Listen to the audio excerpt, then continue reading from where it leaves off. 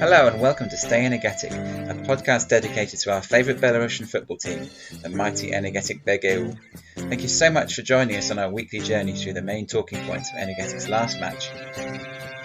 Once we've covered that, we'll move on to our thoughts on how we see the next one panning out, and anything else Energetik related that we think you might want to hear.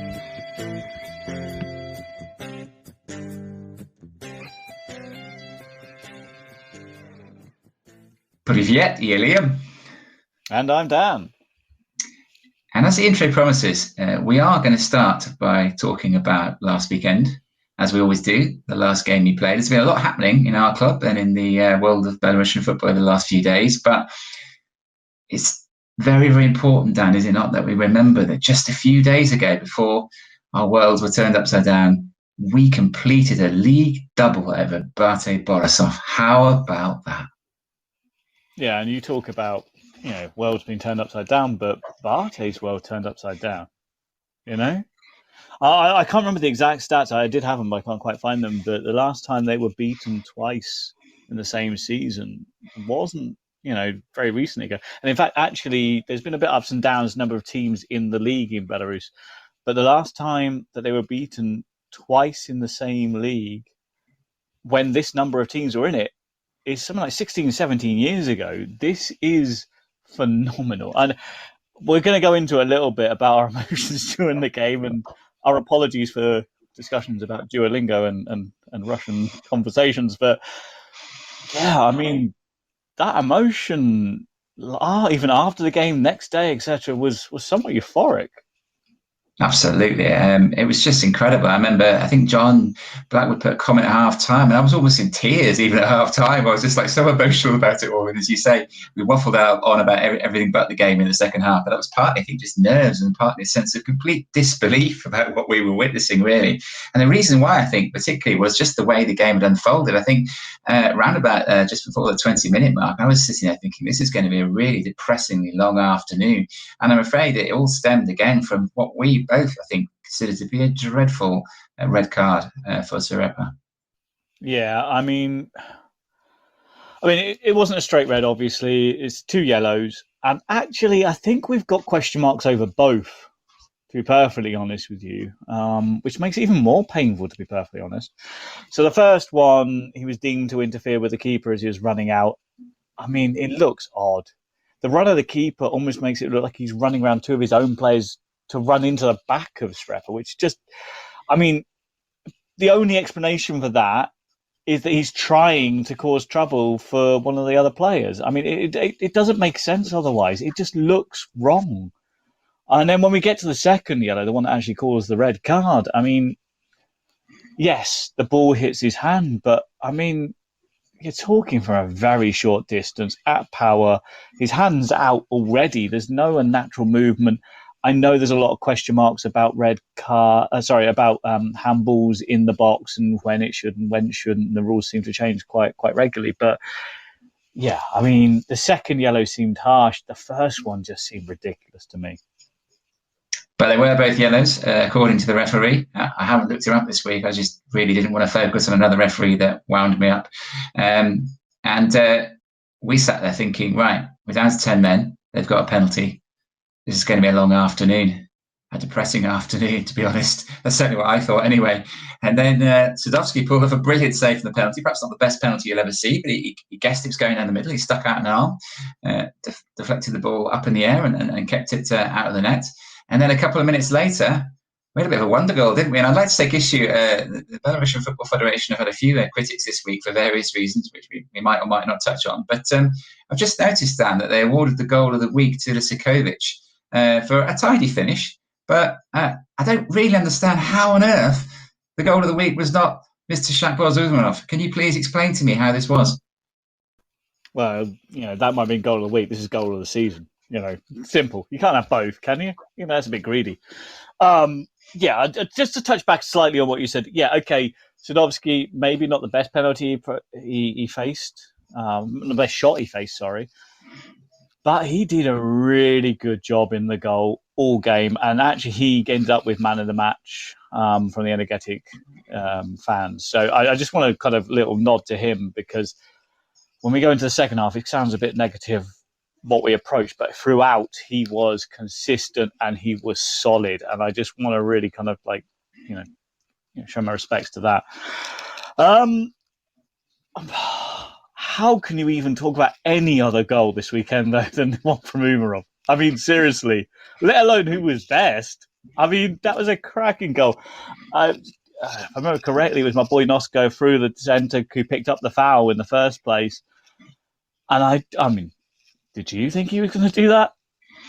Well, we had a shot last week, didn't he? A shot out on the right flank, and I thought that was just silly. The exuberance of youth, I thought, really. He hit the target, but I didn't think he was ever going to be any keeper, even though some of the Belarusian keepers are not perhaps the best.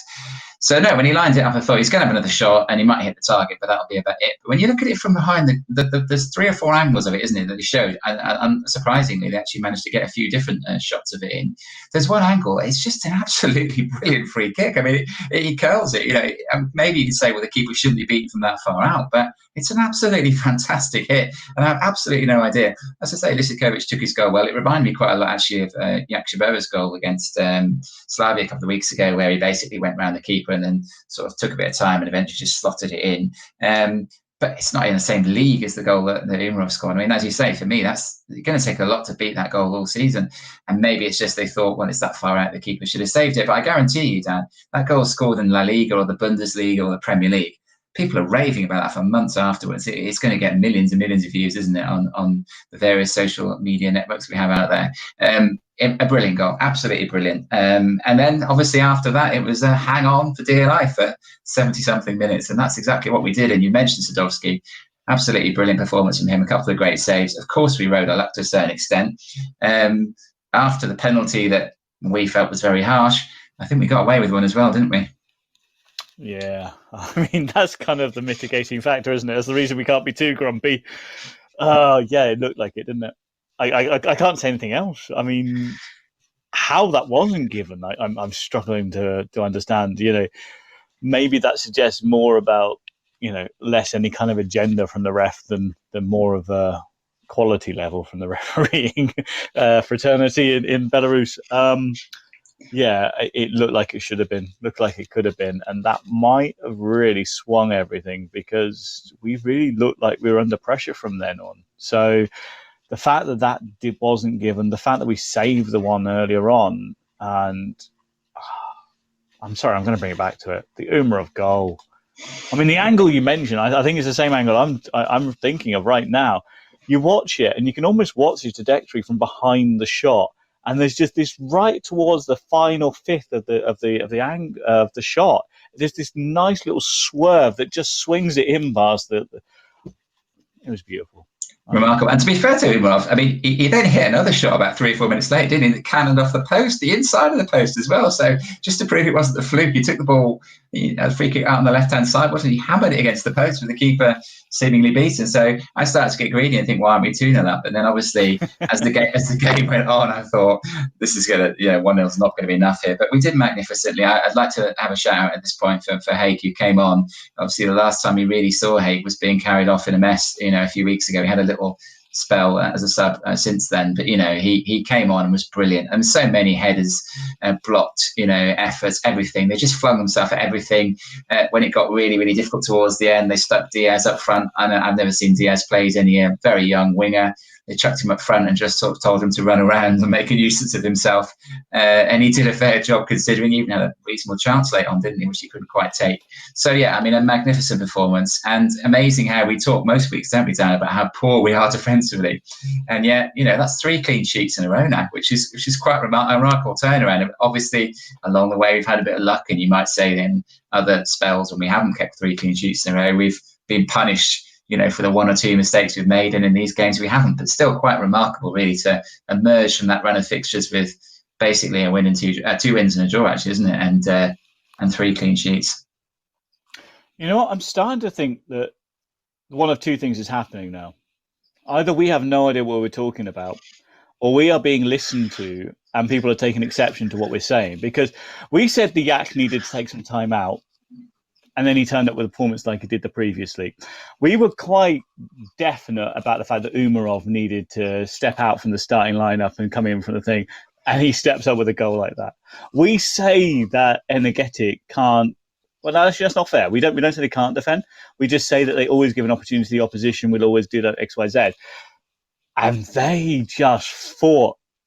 I mean, I don't know how else. I don't think it's another appropriate word. They just fought for each other. They fought and they just really worked so well together to really just kind of defend the lead that had been won for them through that wonderful goal. And yeah, one or two things happen. Either we have no idea what's going on with this club, or someone's listening and feeding this into the locker room and saying, guys, you heard what these idiots are talking about. Let's go out there and show them up. Because whenever we say something, they just seem to say, hey, you know what? Let's show what it's all about. I couldn't agree more. I think one of my favourite things the last few days post-match, after the match, I was just drained. It was just an amazing feeling, euphoria and also exhaustion, really. But after that had worn off over the next 24 hours or so, one of my favourite things of the last few days since the game has been our goal scorer appearing on the club's lawnmower. It seemed to me, posing on Instagram. I mean, you gotta love this club, haven't you? I mean, who else would have a goal scorer that whacks the ball in from about 35 yards to beat a team that's won the League 12 at the last 13 years? And a couple of days later, he's driving the club's lawnmower. I mean, it's just brilliant, isn't it? It's just and to be honest, there was a swerve on his shot, and to be honest, there was a definite swerve on his mowing. I'm telling you, because I watched that live. It wasn't straight. I imagine the groundsman, whoever he is, will be less than impressed by the angles on his mowing. But I mean, there's a quirkiness. I mean that can come with a certain kind of negative connotation, but I don't mean it in that way. There's a quirkiness to this team. There's a kind of culture and attitude, an atmosphere around the team that is just different than what we're used to. And I, for one, am loving it, to be perfectly honest with you. I mean, more for it. I mean, I think he had, I forgot the name of the guy, actually, one of our reserve keepers on the back of it, cheering him on as well. There's a real kind of culture of, fighting together, whether it's on a lawnmower or on a pitch. They're going to do it. So, yeah, it's a weird, unusual circumstance, but I'm loving it.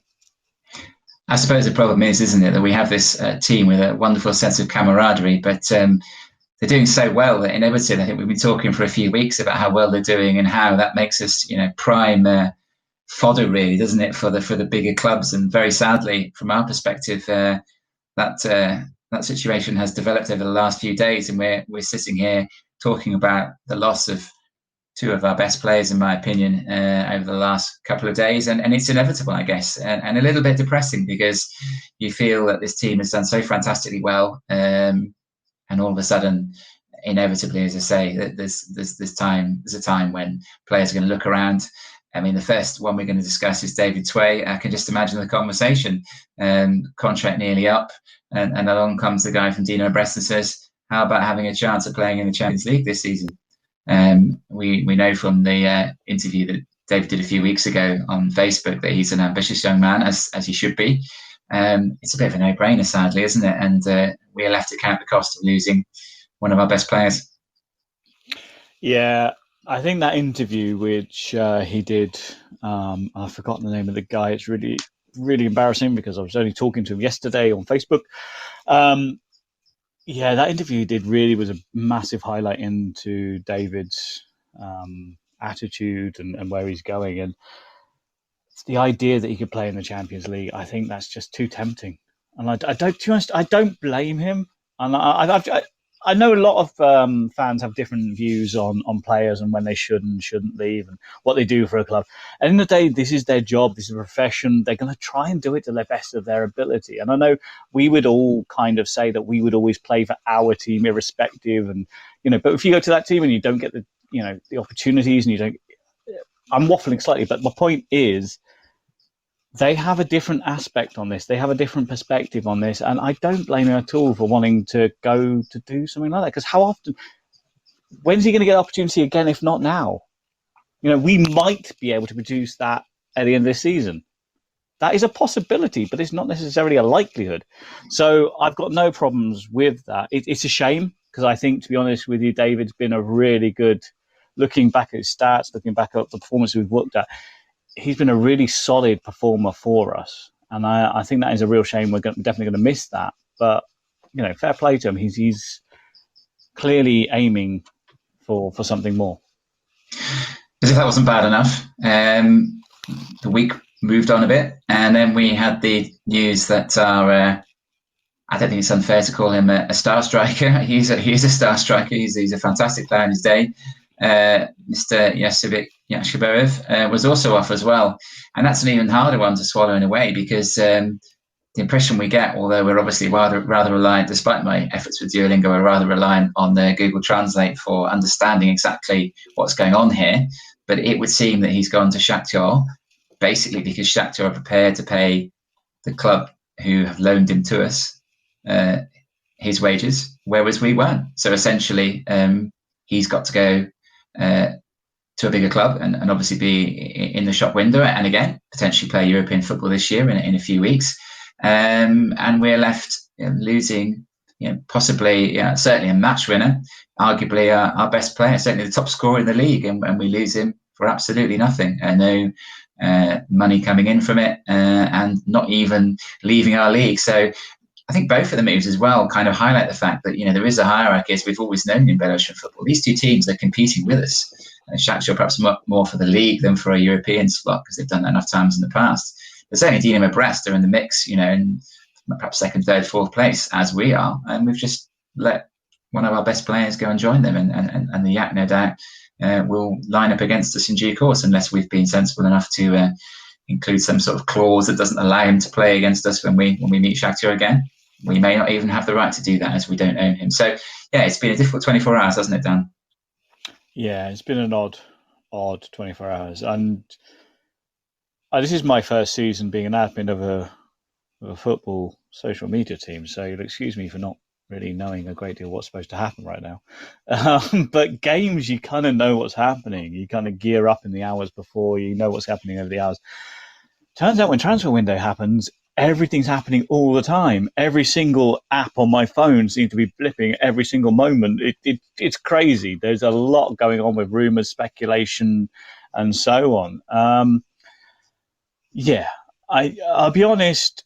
I think the Yak moving on was the one I expected more than David. I think that was the one that I anticipated more. That said, I'm not sure I'm as uncomfortable with it. I'm not sure I'm as hurt by it, to be perfectly honest with you. We've had enough conversations where we've talked about how the Yak on his day is amazing, unplayable. We're only a couple of games away from a game where he pretty much ruled the game. But we have sat through so many games where he's been almost anonymous and wasteful and just kind of thrown opportunities away as well. This isn't a player who is the finished article by any shape of the imagination. And that's not to say he can't be.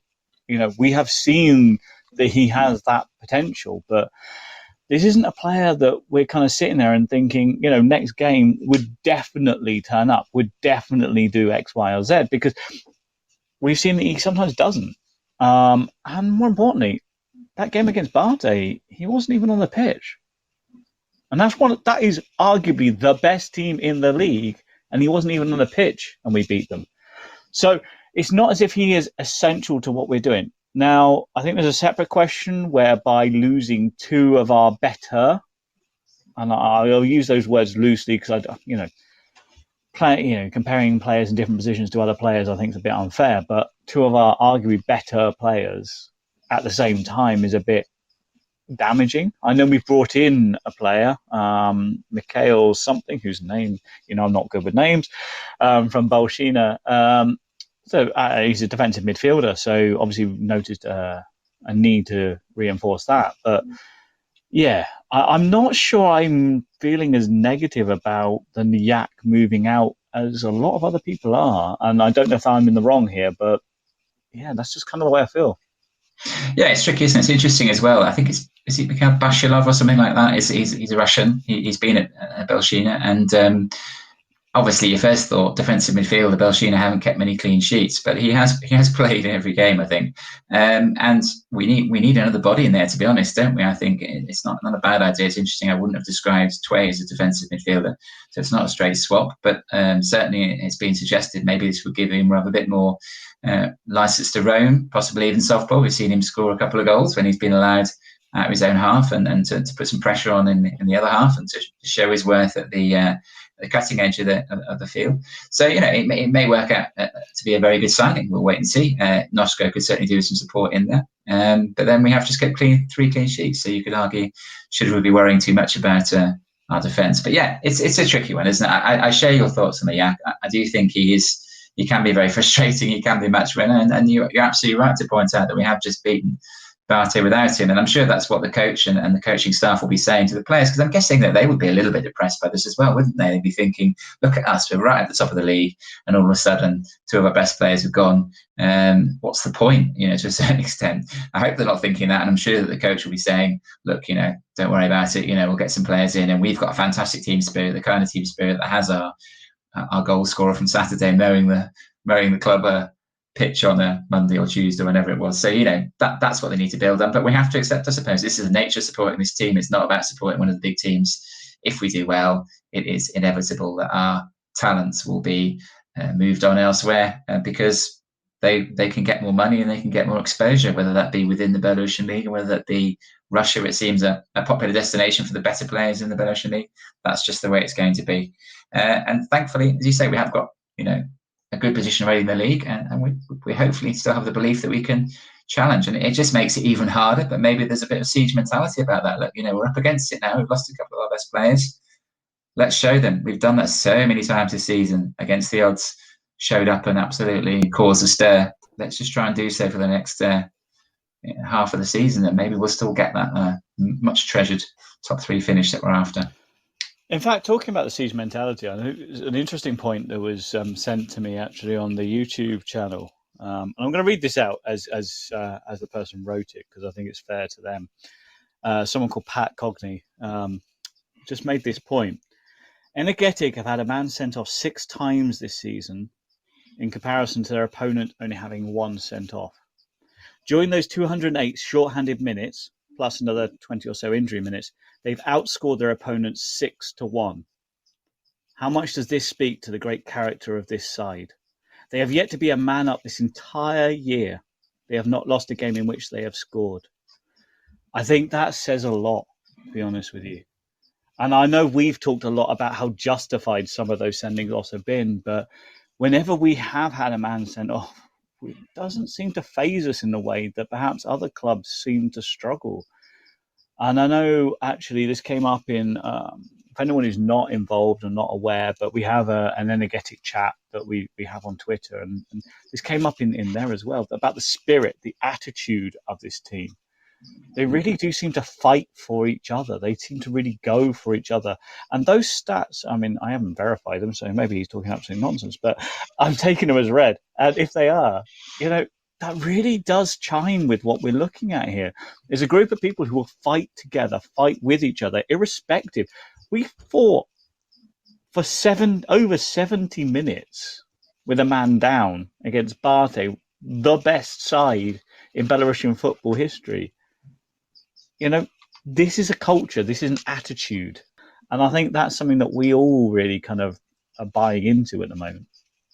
Absolutely, that's a fantastic observation. And as I say, I'm fairly sure it would be correct as well. And perhaps that says it all, doesn't it? We don't feel sorry for ourselves. We just pick ourselves up, dust ourselves down, and get on with it. And generally, that's worked very well for this year. And let's really hope that we do so again this weekend, because we're going to move on to talk about this weekend now. And at this point, Dan, I'm going to congratulate you. I'm really impressed with you in many ways already, of course. But this is. You've broken new ground here, Dan. We know you're not massively interested in the teams we play against. It's not a major focus of your, neither your week nor your weekend for that matter. So what have you decided to do this week? You thought to yourself, I haven't got anything to say about our opponents this week at Brest, so I'm going to find somebody who knows all about them. So we're breaking new ground here, not just because Dan's gone and found somebody to talk about Root Brest with, but also because we're introducing a guest to our podcast. It's taken 7 weeks. But here is Rob and Dan, of course, talking about Rook Brest. Hello, Rob. Hi, guys. Right, so I don't really care about the other teams too much, but turns out other people do. So I'm doing my bit. I'm going out and I'm going to have a little chat with different people. And obviously we're playing against you guys this weekend. I don't know if you just give us a brief understanding of who Rook are and how you're doing, really. Right, well, Rook, and a lot of people say, it's a fairly new team. And it was formed in 2016 as an amateur team.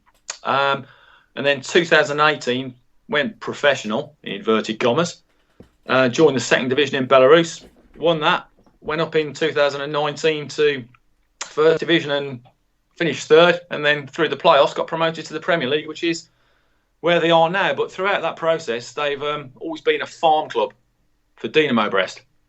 And obviously you can't have two teams run by the same person, well, officially anyway, in the Premier League. So they had to split from parent club Dynamo Brest this season, and now for the first time are a supposedly fully independent club. Okay, so obviously fairly new up into the league, just a bit like Energetik are. Obviously, last season was our first season up in the league, and unfortunately, especially with today's news, or was it yesterday's news, we seem to feed into Dynamo Brest a few of our players, with David Tway going over there yesterday as well. So, it doesn't always have to be a formal connection, I guess, to lose players to them. They've obviously got the prestige and the money. But I mean, how's the season been going for you guys? Season, it's been steady, I think might be one word, being complimentary. The thing about being a Rook fan is you're not going to get excitement. We are averaging less than a goal a game scored. We are letting in less than a goal a game. So if it's a really, really, really exciting game, it's going to be a 1-0 win. If it's a not so exciting game, it'll be a 0-0 draw. If it's a not very exciting game, it'll be a 0-1 reverse. And I think to encapsulate it, I mean, we had a game the weekend against Dynamo Minsk, won 1-0, and that typified our season. We're unspectacular.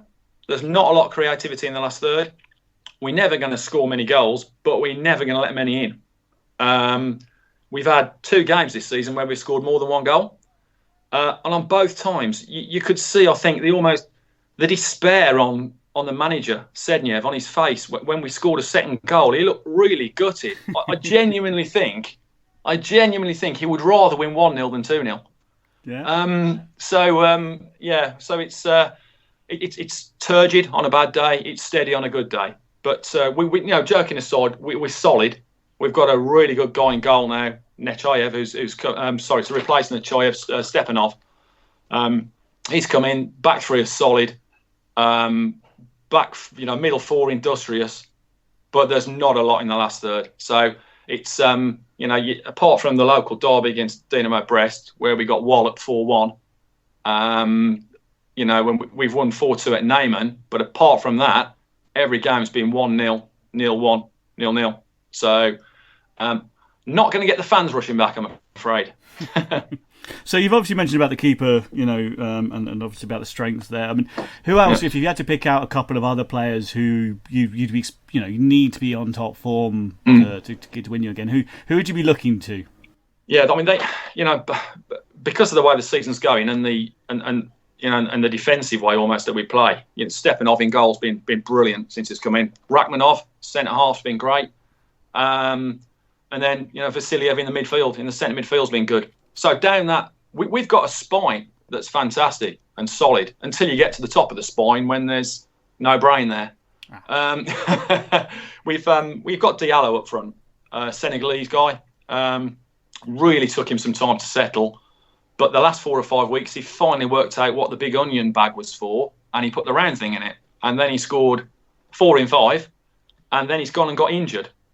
So he really is the only attacking threat, and it's unlikely, I think, he's going to be available this weekend. He missed last week because of a hamstring he did 2 weeks ago in Spelshina. Didn't play last week, and we had nothing up front. And being hamstring, I doubt if he's back this week. So looking at this, I mean, what you obviously kind of given yourself a very small window of score lines: 1-0, 0-0, or 0-1. Out of the three, where do you expect this game to go then? Right. Now, well, if you guys had asked me that before 12 o'clock today, I was fearing the yak, because every time I've seen the yak, he's been pretty useful, and I thought he could cause us some problems. So I was predicting an exciting 0-1 reverse and us losing. Now I understand the yak's on his way. I'm going to feel a bit better, so I'm cautiously optimistic for a really exciting 0-0. Bearing in mind, of course, the yak didn't play when we beat Barto the other weekend. So to say that he's not everything.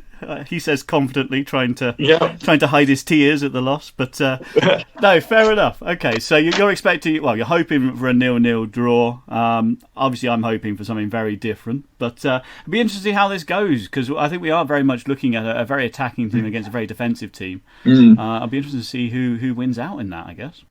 Yeah, we have a very weird formation that I think Sednev, the manager, stumbled across in about week 7, because the form was a bit in and miss until then, and then he stumbled across a 3-1-4-2 formation, which sees us playing 3 centre backs.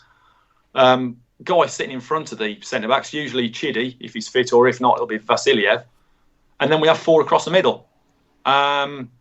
So there's no real width at the back, and I'm surprised we let so few goals in, considering we only really have 3 at the back, because the 2 wide midfielders, I'm not going to call them wing backs because they wing, but they don't always back. So it's a very turgid style of play. You've got the back 3, but you've got Chidi sitting in front of them, Nigerian player, and he's recently come back from injury, but he just breaks everything up. He's like the poor man's N'Golo Kante, really, and that's really why I think we don't score many, but we don't let many in. We just sit there and we break the play up. We've got an industrious middle 2 in the middle with Vasiliev and Krachinko. But yeah, when we get beyond that, that's when the problems start. So I genuinely, if Diallo doesn't play, I cannot see us scoring unless it's from a dead ball with Vasiliev, who's quite useful with a free kick. So we don't score off corners. We don't do corners. So I just genuinely can't see us scoring without Diallo. But I'll probably live to regret this and regret these words, but I genuinely can't see us letting many in. So, well, obviously, yeah. I hope you're only half right. So we'll see. I'm guessing you'll be watching at the weekend. Yeah, I'll be watching the weekend. It's, I mean, we've got a new guy we've signed from Dinamo Brest, Shevchenko. I mean, he's not the answer. If he's the answer, I don't know what the question is. And he'll probably be playing instead of Diallo. So, yeah, I think your boys at the back, including your new signing. Have you got a new signing at the back today? We've got a new defensive midfielder came in from Belshina. Yeah, we'll wait and see what he does. Okay, so it sounds like it's going to be an interesting game. Obviously, no doubt there'll be a lot of chatter going on the Twitter groups, and I'm hopeful that you're half right and you're half wrong. I'm hoping you don't do much up our end and that our attack will overcome. So, thank you very much for your time today. Much appreciated. And we'll pop the Twitter handle into the chat as well, into the notes underneath into the thing if anyone wants to follow how you're doing for the rest of the season. No, lovely, and no, thanks for having me on. Much appreciated. Take care. Cheers. Take care. Thanks a lot for that, Rob. That was really, really interesting, and I think it's certainly something we'll try and do again in future. Because even though I watch probably more Belarusian football than you do, Dan, I'm no expert. Some of what you told me there, even though I've watched Rook 5 or 6 times, was completely new to me. So that's brilliant. But the big question is, how much do we believe his 1-0, 0-0, 0-1 beliefs? Personally, I'm thinking, I must admit, I think he's perhaps being a little bit harsh on them as well. I've seen him a few times, as I say. I think what all they lack, and obviously hopefully they'll lack it again this weekend with Diallo being injured, is a decent striker. I think they play quite nice football, but they just don't have a cutting edge. They just don't have anybody to put it away at the end of it, apart from Diallo, who's now or has been injured in recent weeks. So, yeah, maybe not a high-scoring game, especially as we don't have Yak and Blackett still won't be back. But how do you see it going overall? Do you think one of those 3 scorelines is the most likely? Well, he kind of did paint himself into a bit of a corner by only giving himself 3 scorelines. So perhaps that's perhaps not the easiest of things to manoeuvre from. But I mean, yeah, I think basically talking to Rob, you are talking about a very defensive side against a very attacking side. It was really interesting, actually, something he said throughout. He said at one point. They're not that great defensively on the wings. And he himself stated he was really surprised they haven't been taking advantage of that. So I think there's an opportunity there. If we can get down the wings, if we can try and cut in from there, I think they haven't really, well, from what he said at least, because as we said, I don't pay much attention, so I'm going to take his word as gospel. But yeah, I mean, there seems to be a real opportunity. If we can get down those wings and kind of cut in, that we might have an opportunity here, because they do not seem to have any something coming at us at all. I'm optimistic, if I'm honest with you, coming off the back of that. I think it's not. I think it's going to be tough. I don't think it's going to be straightforward. I think it's going to be quite dull, possibly. But I think if we get that goal, I think it's ours. Done.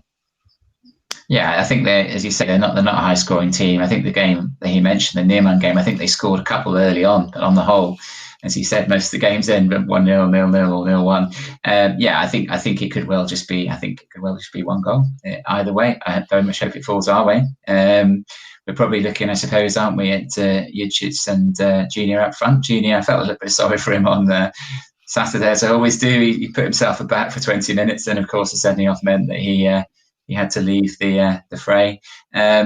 He may well get a chance this weekend, I would think, with 2 strikers unavailable, 1 gone and 1 still suspended.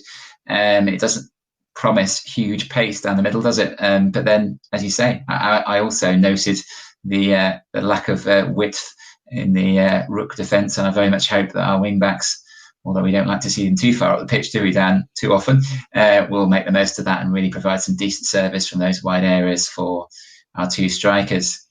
It's Sunday afternoon, I believe, Dan, isn't it? A slight difference in terms of the timings, in terms of the kickoff time. I think it's something like 2:45 or something, isn't it? But we'll be there, as usual, 15 minutes before. In fact, I think we almost managed 15 minutes before last week, didn't we? So we'll aim for that again. Almost. Yeah. I think it's 2:30 on Sunday, so 2:30 it's going to be interesting. Okay. 2:30 on Sunday. 2:15 hopefully for us, and we very much hope that you can join us for that. Take care until then. Indeed. Take care. Thanks again for taking time out of your busy lives to listen to us talk about a team whom we knew nothing not so long ago, but who we now hold dear to our football supporting hearts. Please do contact us with comments and suggestions if you have any. My Twitter handle is @agameInSpain, and Dan's is @MajorDanB. That's with an A at the end. If, like us, you feel like talking about Energetik most days of the week, or even just at weekends, please do contact Dan and he will add you to the Energetik Ultras Twitter chat. We'll be back next week, but until then, please do stay energetic. We firmly believe that you won't regret it. Do svidania.